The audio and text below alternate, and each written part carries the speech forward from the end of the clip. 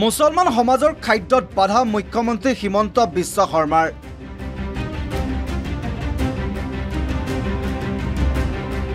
অসমৰ ৰাজহুৱা স্থানত নিষিদ্ধ কৰিলে গোমাংসৰ ভক্ষণ।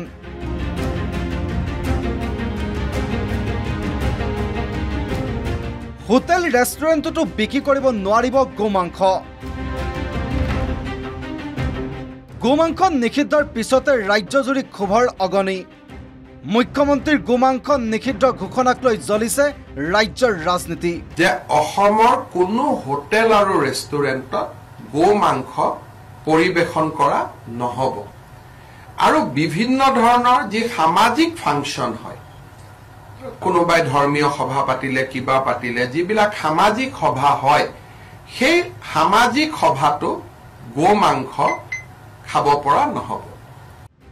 অসমৰ সাধাৰণ জনতাৰ সকলো সমস্যা অন্ত পৰিল। ৰাজ্য জনতাৰ মূল সমস্যা এতিয়া খাদ্যৰ সমস্যা। কোনে কি খাব, কোনে কি নাখাব তাক লৈ ব্যস্ত ৰাজনৈতিক নেতা। ৰাজ্যিক কেবিনেটৰ সিদ্ধান্তত ক্ষোভিত AIDFৰ নেতা। কেবিনেটৰ সিদ্ধান্ত নামানে মুছলমান সমাজে। মুখ্যমন্ত্ৰীয়ে ক'লেই বন্ধ নহয় গোমাংস। মুখ্যমন্ত্ৰীক উভতি ধৰি এই মন্তব্য AIDFৰ নেতা সুজামুদ্দিন লস্কৰৰ। কোনো আমাৰ ইছলাম ধৰ্মাৱলম্বী মানুহে এইটো জন্মলগ্নৰ পৰা সংবিধানে ৰাইট দিছে, খাই আছে, সেইটো কোনেও বন্ধ কৰিব নাপাৰে, ৰেষ্ট্ৰিক্টেড কৰিব পাৰে। অসমক নিৰামিষ ৰাজ্য হিচাপে ঘোষণা কৰক। গোমাংসক লৈ একাংশই ৰাজনীতি কৰাটো দুৰ্ভাগ্যজনক। এই মন্তব্য জাকিৰ হুছেইন চিকদাৰৰ। মই অসমৰ মাননীয় মুখ্যমন্ত্ৰী ডাঙৰীয়াৰ প্ৰতি আহ্বান জনাওঁ, অসম ৰাজ্যখনক নিৰামিষ ৰাজ্য কৰাৰ কাৰণে আপোনালোকে সিদ্ধান্ত লওক। গো পূজা কৰি একাংশই পূৰ্ণ লাভ কৰাৰ কাৰণে চেষ্টা কৰে আৰু একাংশই গোধনক কুৰবানী দি পূৰ্ণ লাভ কৰাৰ কাৰণে চেষ্টা কৰে। আৰু আমি সকলোৱে এনে এটা বিষয় লৈ বিতৰ্ক কৰাটো মুঠেই ঠিক নহয় বুলি মই অনুভৱ কৰোঁ। প্ৰাক্তন সাংসদ আব্দুল খালেকৰ বাক্যৰ আক্ৰমণ মুখ্যমন্ত্ৰীক। স্বেচ্ছাচাৰী মনোভাৱ এৰক মুখ্যমন্ত্ৰী হিমন্ত বিশ্ব শৰ্মাই। যে কালিৰ এই চৰকাৰী সিদ্ধান্ত, হোটেল, ৰেষ্টুৰেণ্ট আৰু ৰাজহুৱা স্থানত গোমাংস বিক্ৰী বা পৰিৱেশন নিষিদ্ধকৰণৰ সিদ্ধান্ত নাগৰিকৰ সাংবিধানিক অধিকাৰৰ উলংঘন আৰু এক নতুন চিণ্ডিকেট। এই চিণ্ডিকেটত চৰকাৰলৈ ডাইৰেক্ট যায় নাযায় বেলেগ কথা, কিন্তু একাংশ দুষ্ট আৰক্ষী বিষয়া আৰু একাংশ পালি ৰাজনৈতিক নেতা এই চিণ্ডিকেটৰ দ্বাৰা উপকৃত হ'ব আৰু সেইকাৰণে ব্যক্তিগতভাৱে এই সিদ্ধান্তৰ মই বিৰোধিতা কৰিছোঁ। বিৰোধী কংগ্ৰেছ আৰু AIDFৰ নেতাই সমালোচনা কৰিলেও শাসকীয় পক্ষৰ একাংশ নেতাই প্ৰশংসাৰে উপচাই পেলাইছে হিমন্ত বিশ্ব শৰ্মা চৰকাৰৰ কেবিনেটৰ সিদ্ধান্তক। সামাজিক স্থানত গোমাংসৰ নিষিদ্ধ কথা ভাল হৈছে। কংগ্ৰেছকো আক্ৰমণ বিধায়ক নুমল মমিনৰ।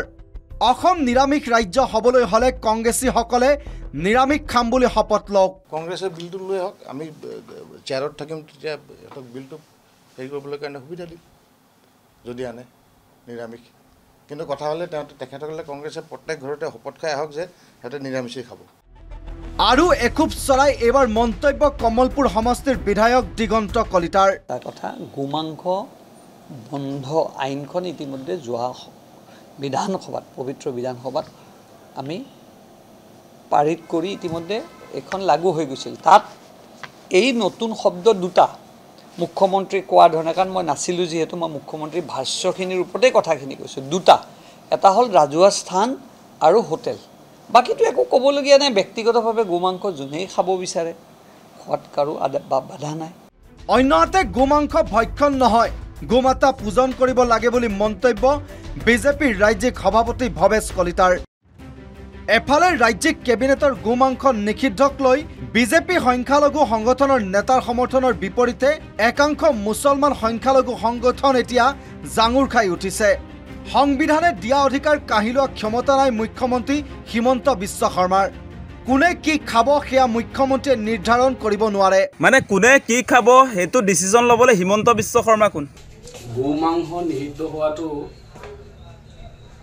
একো ডাঙৰ কথা নহয়। এইটো যিসকলে গোমাংস ভক্ষণ কৰে, গৰু মাংস খায়, তেওঁলোকৰ কাৰণে একো ক্ষতি নহয়। কিন্তু আচল ক্ষতিটো হ'ব যিসকলে গো পালন কৰে, তেওঁলোকে এটা আশালৈ গৰুবিলাক পালন কৰে আৰু এটা গৰু আপোনাৰ প্ৰাপ্তবয়স্ক হ'বলৈ বহুত টকা খৰচ হয় যেহেতু বৰ্তমান কৃষি পথাৰত গৰু ব্যৱহাৰ কৰা নহয় বৰ্তমান গাই গৰুবিলাক হয়তো গাখীৰৰ কাৰণে ৰাখা হয় কিন্তু যিবিলাক বলদ গৰু আছে সেইবিলাক হয়তো মাংসৰ কাৰণে মানুহে পোহে গতিকে কৃষক ৰাইজ তথা শ্ৰমজীৱী ৰাইজৰ কাৰণে এটা মাধমাৰ গতিকে মুঠৰ ওপৰত বুধবাৰে দিল্লীত অনুষ্ঠিত হোৱাৰ ৰাজ্যিক কেবিনেট বৈঠকৰ সিদ্ধান্তৰ পাছতে এতিয়া ৰাজ্যজুৰি গোমাংসৰ বিতৰ্কই তোলপাৰ লগাইছে news desk report the news plus যিকোনো খবৰৰ বাবে যোগাযোগ কৰক 7099017330 লগতে 7099017110 নম্বৰত